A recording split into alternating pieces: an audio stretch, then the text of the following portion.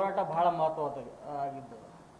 ಯಾಕಂದರೆ ಇವಾಗ ನಾವು ಮಹಾದಿಗ ಸಮುದಾಯದವರು ಹೋರಾಟ ಮಾಡಿದ ನೋಡು ನಾವು ಸುಮ್ಮನೆ ಕೂತ ಅಂದರೆ ಅದು ಒಪ್ಪಣ್ಣ ಆಗ್ತದೆ. ಈಗಾಗಲೇ ನಾವು ಹಲವು ಸಾರಿ ಸರ್ಕಾರಕ್ಕೆ ಒತ್ತಾಯ ಮಾಡಿ ಈಗೇನು ನಮ್ಮ ನಾಗಮೋಹನ್ ದಾಸ್ ವರದಿಯನ್ನು ಕೊಟ್ಟಿದೆ, ಇದು ಅವೈಜ್ಞಾನಿಕವಾಗಿದೆ, ಇದನ್ನು ತಿರಸ್ಕಾರ ಮಾಡಿ ಇದನ್ನು ಯಾವುದೇ ಕಾರಣಕ್ಕೂ ಒಪ್ಪಿಗೆ ಮಾಡಬೇಡ್ರಿ ಅಂತ ಹೇಳಿ ಒತ್ತಾಯ ಕೂಡ ಮಾಡಿದೆವು. ಆದರೂ ಕೂಡ ಕೆಲವರ ಒಂದು ಷಡ್ಯಂತ್ರದಿಂದ ಇದು ಜಾರಿ ಮಾಡಲು ಹೊರಟಿದ್ದಾರೆ. ಇದ್ರಾಗೇನು ರೋಸ್ಟರ್ ಬಿಂದು ಮಾಡಿದ್ದಾರೆ ABC. ಇದರಿಂದ ಸಮುದಾಯಕ್ಕೆ ಬಹಳ ಹೊಡೆತ ಬೀಳ್ತಾ ಇದೆ. ಯಾಕಂದರೆ ಇದು ಜಾತಿ ಜನಸಂಖ್ಯೆ ಹೆಚ್ಚಿದೆ, ಅವರು ಜಾತಿ ಜನಸಂಖ್ಯೆ ಕಡಿಮೆ ತೋರಿಸಿದ್ದಾರೆ ನಾಗಮೋಹನ್ ದಾಸ್ ಅವರು. ಇದು ಬಹಳ ಅವೈಜ್ಞಾನಿಕ ಇದೆ. ಇದಕ್ಕಾಗಿ ಈ ವರದಿಯನ್ನು ತಿರಸ್ಕಾರ ಮಾಡಿ ಹಳೆಯ ಪದ್ಧತಿಯನ್ನೇ ಮುಂದುವರಿಸ್ಕೊಂಡು ಹೋಗಬೇಕು.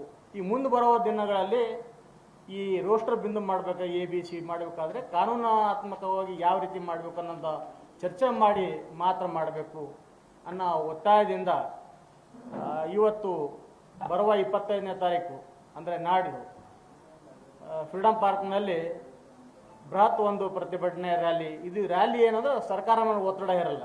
ಯಾಕಂದರೆ ಈ ಅವೈಜ್ಞಾನಿಕವಾದ ನಾಗಮೋಹನ್ ದಾಸನ ವರದಿ ಇದೆ, ಇದರ ಆಧಾರ ಮೇಲೆ ABC ರೋಸ್ಟರ್ ಬಿಂದು ಮಾಡಿದ್ದಾರೆ.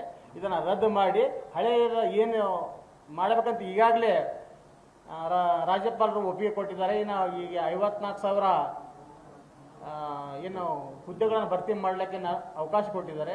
ಅದೇ ಪದ್ಧತಿಯನ್ನು ಮುಂದುವರ್ಸ್ಕೊಂಡು ಹೋಗ್ಬೇಕು. ಯಾಕಂದರೆ ಈ ಹೊಸ ರಿಸರ್ವೇಷನನ್ನು ಈ 17% ಮಾಡಿದ್ದು ಇಂಪ್ಲಿಮೆಂಟ್ ಮಾಡೋಕ್ಕೆ ಸಾಧ್ಯ ಇಲ್ಲ. ಯಾಕಂದರೆ ಕಾನೂನು ಪ್ರಕಾರ 50%ಗಿಂತ ಹೆಚ್ಚಿಗೆ ಮಾಡೋಕ್ಕೆ ಅವಕಾಶ ಇಲ್ಲ. ಆ ದೃಷ್ಟಿಯಿಂದ ಮುಂದುವರೋ ದಿನಗಳಲ್ಲಿ ಯಾವ ರೀತಿ ಮಾಡಬೇಕು ಅನ್ನೋದು ವಿಚಾರ ಮಾಡಿ ಕಾನೂನು ಒಂದು ಸಲಹೆ ತಗೊಂಡು ಮುಂದೆ ಮಾಡಬೇಕು ಅಂತ ನಮ್ಮ ಒತ್ತಾಯ ಇದೆ. ಅದೇ ರೀತಿ ಈಗೇನು ಈ ರೋಸ್ಟರ್ ಬಿಂದು ಸಲುವಾಗಿ ಏನು ಮಾದಿಗ ಸಮುದಾಯದವರು ಇಲ್ಲ ಸಲ್ಲದ ಆರೋಪಗಳನ್ನು ಮಾಡೋದು, ರಾಜಕೀಯವಾಗಿ ಮಾತನಾಡೋದು, ಆಮೇಲೆ ನಮ್ಮ ಬಲಗೈನ ನಾಯಕರುಗಳನ್ನು ಹೀಯಾಳಿಸೋದು, ಇದು ಶುದ್ಧ. ನಾವು ಅದನ್ನು ತೀವ್ರವಾಗಿ ಖಂಡಿಸ್ತೀವಿ. ಯಾಕಂದರೆ ನಮಗೂ ಮಾತಾಡೋಕೆ ಬರ್ತದೆ, ನಾವು ಸುಮ್ಮ ಕೊಡೋದಲ್ಲ. ಅವ್ರ ಸಮಾಜ ನಾಯಕರು ನಾವು ಬೈಬೋದು. ಯಾಕಂದರೆ ನಾವು ಹಿಂದಿನಿಂದ ಬಂದಿದ್ವಿ, ನಾವು ಅಣ್ಣ ತಮ್ಮರಂಗೆ ಇದ್ಕೊಂಡು ಬಂದಿದ್ವಿ. ಮುಂದೆ ಕೂಡ ಅದೇ ರೀತಿ ಇರಬೇಕು.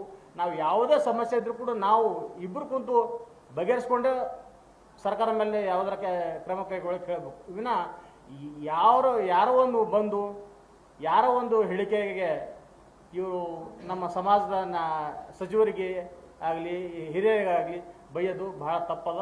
ಅದಕ್ಕೆ ನಾವು ತೀವ್ರವಾಗಿ ಖಂಡಿಸ್ತೀವಿ. ಒಂದು ವೇಳೆ ಇದೇ ರೀತಿ ಅವರು ಮುಂದುವರೆದ್ರೆ ನಾವು ಮುಂದೆ ಕೂಡ ನಮ್ಮ ಜನಾಂಗ ಸುಮ್ಮ ಕೂಡಲ್ಲ.